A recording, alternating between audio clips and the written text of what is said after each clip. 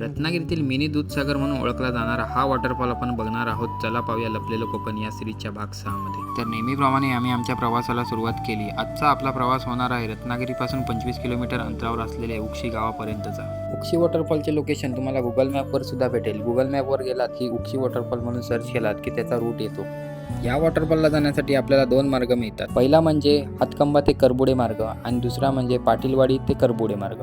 आम्ही दुसरा मार्ग निवडलेला कारण त्या मार्गाने दिसणारे दृश्य खूप सुंदर आहे आणि ट्रॅफिकचा टेन्शन नाही किंवा रोडवरच्या धुळीचं टेन्शन नाही. प्रवासाचे सुंदर नजारे बघून झाल्यावर आम्ही आमच्या लोकेशनला पोहोचलो आहोत.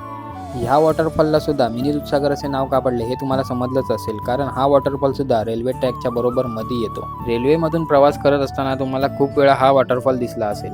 वॉटरफॉल सोबतच एवढा सुंदर रेनबो म्हणजेच इंद्रधनुष्य पाहण्याचा अनुभव तुम्हाला सुद्धा घ्यायचा आहे तर नक्की भेट द्या. आजचं हे लोकेशन तुम्हाला कसं वाटलं हे कमेंटमध्ये नक्की सांगा आणि व्हिडिओ आवडल्यास नक्की शेअर करा.